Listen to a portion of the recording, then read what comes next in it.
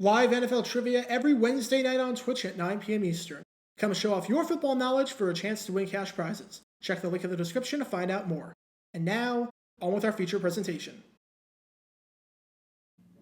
When you ask fans of the Carolina Panthers, especially those who have been around since the franchise's inception more than a quarter century ago, who the greatest defensive player in franchise history is, in all likelihood, you're going to hear one of two names. You'll either hear the name of linebacker Luke Kuechly, or the name of defensive end Julius Peppers. Both of these guys are worthy choices, and both of these guys are bound for the Pro Football Hall of Fame. They're some of the greatest to ever play the sport at their respective positions.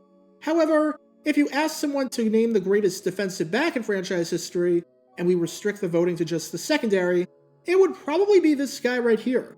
This is Mike Minter, and he had an incredibly successful career in the NFL. He played 10 seasons with the Carolina Panthers from 1997 to 2006. He started 141 games for the team, and he holds the franchise record amongst defensive backs for most games played in franchise history. Minter was a very good player, and he was an anchor in that secondary, especially during the 2003 season, when he started every game as the Panthers made it to their first Super Bowl in franchise history.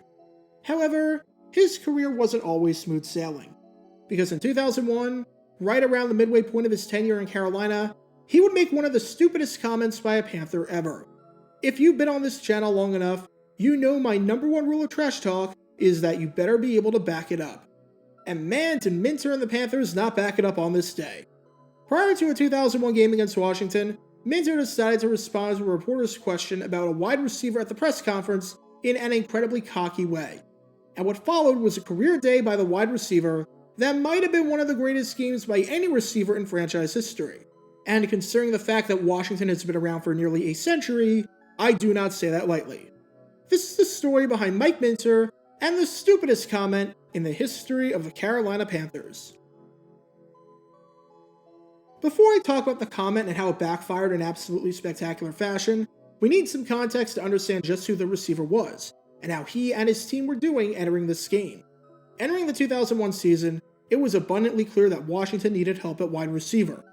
While they by no means had a bad passing attack in 2000, as it ranked 10th out of 31 teams in total yardage, even despite the fact that no receiver had over 800 yards, there was definite room for improvement, seeing as no one on that unit in 2000 would be back for 2001. Their number one guy in yardage, Albert Connell, went to New Orleans.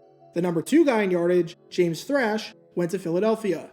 The number three guy in yardage, Irving Fryer, retired after a highly successful NFL career that started all the way back in 1984 and netted him 5 Pro Bowl appearances.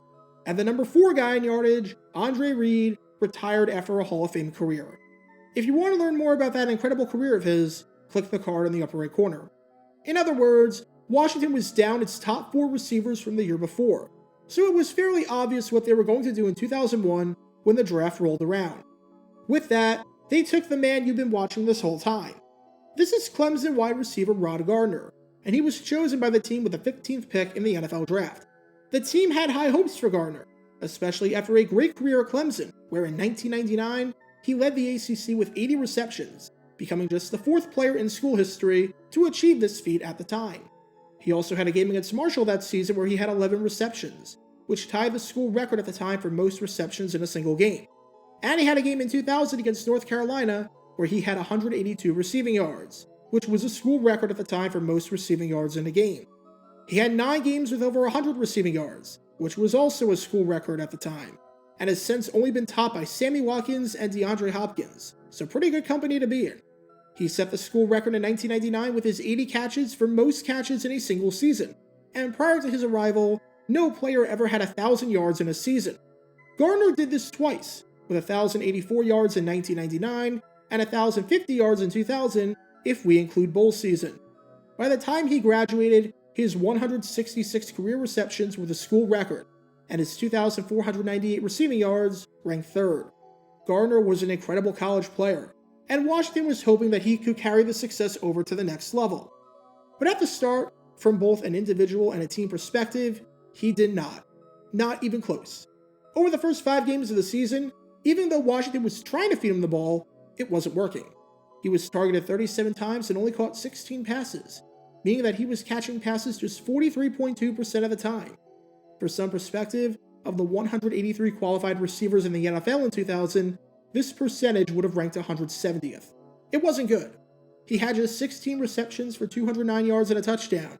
And to make matters worse, his team was off to a horrible start, as through 5 weeks, Washington was 0-5 with an atrocious offense, as the team scored just 32 points in that stretch for an average of just slightly over 8 points per game.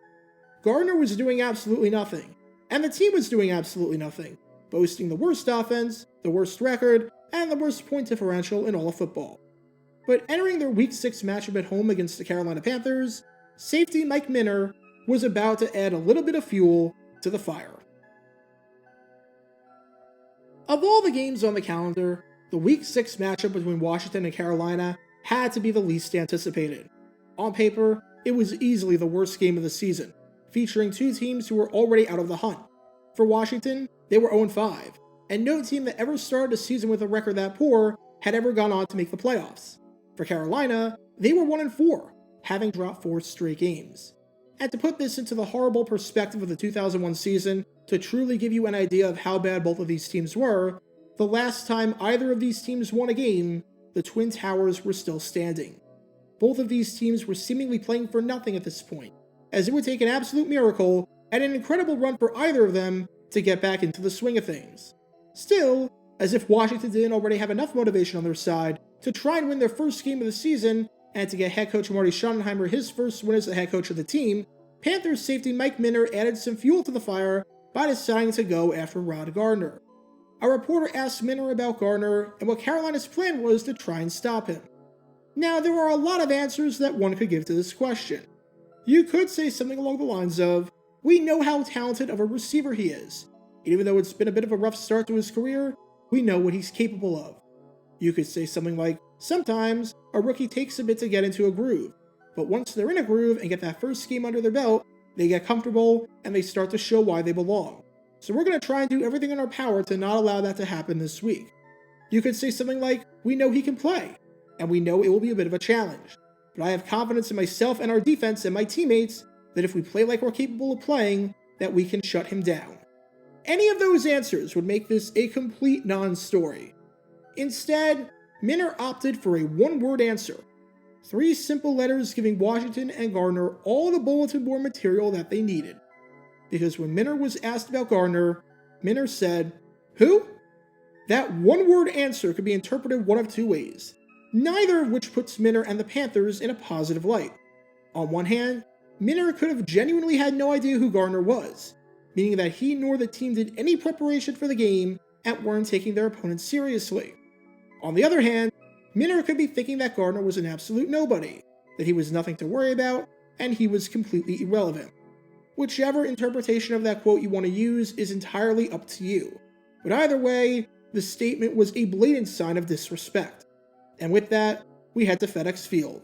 It's October 21st, 2001, and aside from Gardner wanting to get his first win in the NFL, and aside from Gardner wanting to have a good game following a shaky start to his career, he had another goal in mind. He wanted to prove his doubters wrong, and more importantly, wanted to show Mike Minner just who he was. Safe to say, he accomplished his mission, and then some. Through the first half, it was an offensive slugfest, with Washington once again being unable to get anything going. It was looking like another one of those games where the team that entered averaging just over 8 points per game was going to struggle and look completely inept on that side of the ball once again. And Gardner wasn't doing much of anything. He had 2 catches for 27 yards, neither of which resulted in first downs or came on drives that Washington scored on. In the second half, though, everything changed, and with a flip of a switch, Washington, Carolina, and the rest of the football world was introduced to Rod Gardner. Head coach Marty Schottenheimer said before the game that Gardner's time was coming, saying he's going to be a very good player. As with all young players, he experiences moments where things don't unfold exactly the way he wants them to. But he has been able to work through that, and he's a quick study. He's a very competitive young man, so I feel the future is extremely bright for Rod. And on this day, when the second half started, Schottenheimer was right on the money. Midway through the third quarter, Tony Banks hit Gardner on a simple crossing pattern. Gardner took the pass 27 yards for the first down. Even though Washington didn't get any points on the drive, that pass helped Washington flip the field. In the fourth quarter, with the score now at 14-7 in favor of Carolina, Washington knew they needed a touchdown to get this game all tied up. A long touchdown drive would be nice for sure. But you want to know what would be better than a long touchdown drive? How about a one-play drive where Tony Banks finds Rod Gardner for an 85-yard score? That sounds alright with me. In one play, the entire momentum and the complexion of the game flipped, and Washington, which had not scored on offense all day, as the other 7 points came off of a pick six, now had new life in them. And on the very next drive, with the scores still tied at 14 apiece, facing third down, Banks found Gardner over the middle with less than 2 minutes to go for a 22-yard gain to get Washington into the red zone and into field goal range. The two biggest catches of the day coming courtesy of Rod Gardner in his breakout game.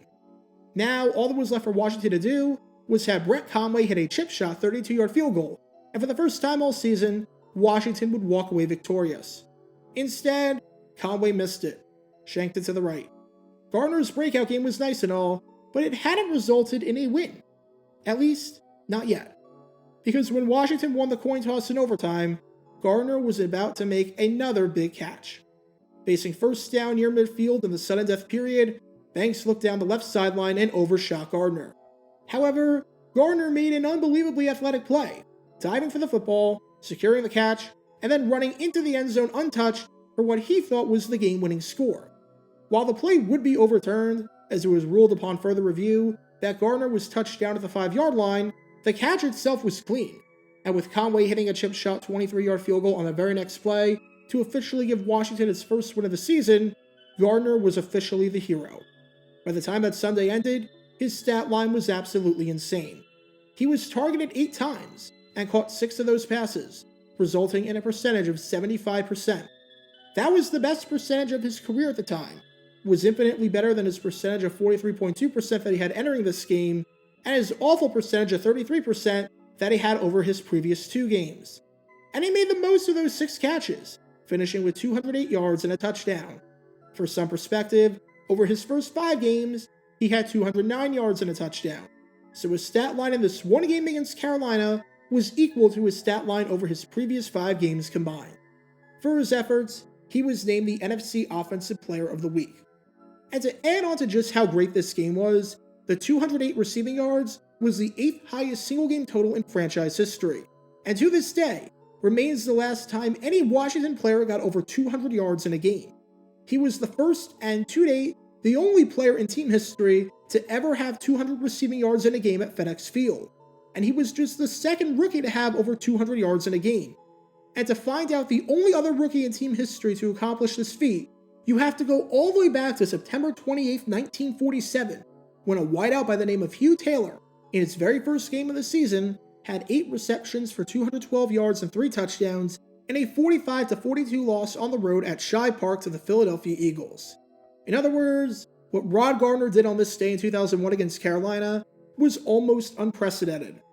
And even though Gardner's career wasn't anything remarkable, as he was out of the league by 2006, and even spent some time in 2005 with the Carolina Panthers of all teams, he had his moments, like his 1,000-yard season in 2002, his great game on Monday Night Football against the Dallas Cowboys in 2004, where he had 10 receptions for 167 yards and 2 touchdowns in front of a national television audience on ABC, and of course, this 2001 masterpiece against the Panthers that truly got the gears in motion and got the wheels spinning.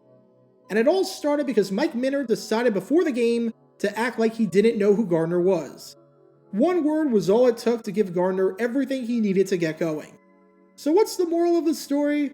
When you're dealing with a very talented rookie receiver, and you're on a team that has been on a long losing streak yourself, it's probably not a good idea to question just how legitimate the receiver is.